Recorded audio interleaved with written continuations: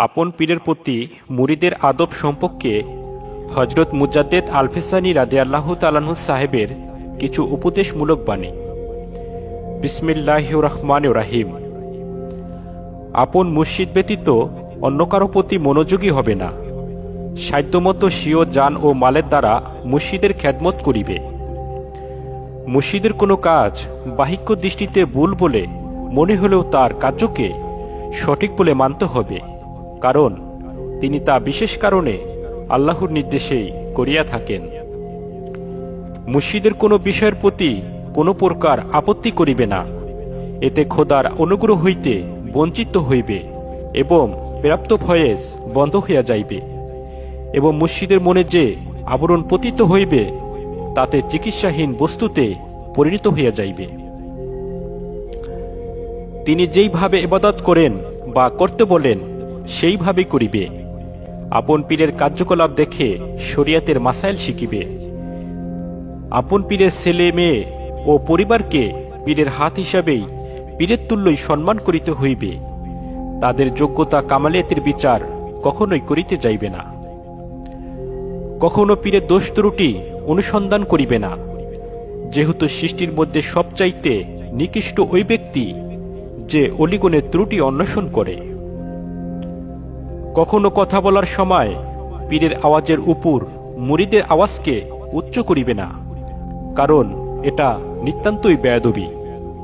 আপন মুর্শিদের নিকট কখনো কোনো কারামত দেখার আগ্রহী হবে না, যেহেতু কোনো মুমিন কখনো খোদাপ্রাপ্তি ব্যতীত কারামত প্রত্যাশ্য হয়নি, আর নিজের কারামত বা অলৌকিক শক্তি থাকিলেও আপন মুর্শিদের সামনে কখনো তা প্রকাশ করিবে না। মুরাকাবার মধ্যে কোনো বিষয় অবগত হইলে এবং ব্যাখ্যার প্রয়োজন বোধ মনে করিলে স্বীয় পীরের ব্যাখ্যা ব্যতীত অন্য কারো ব্যাখ্যা গ্রহণ করিবে না।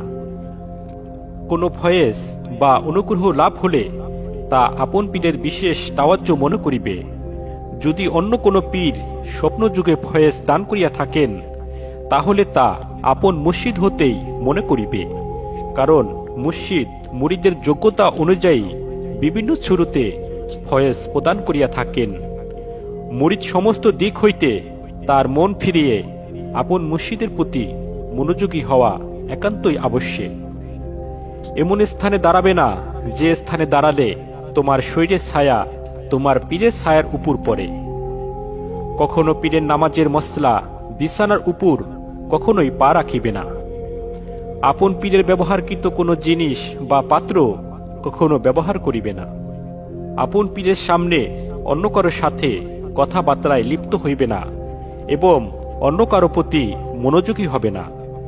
পীরের অবস্থানকৃত জায়গা বা হুজরা শরীফের দিকে কখনো পা লম্বা করে বসবে না এবং কখনো থুতু ফেলবে না।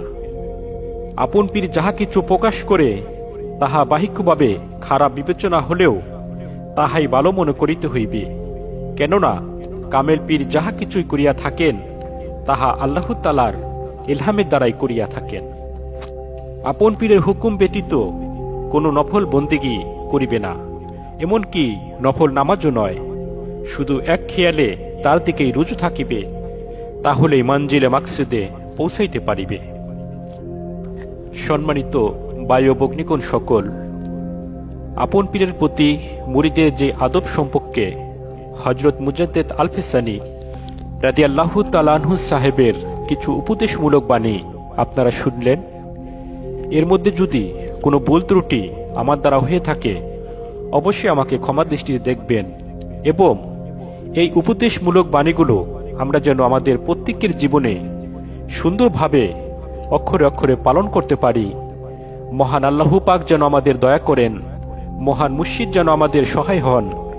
আমরা সকলে বলি আমিন, আমিন, আমিন। পরবর্তী ভিডিও দেখার আমন্ত্রণ জানিয়ে এখানেই সমাপ্ত করলাম।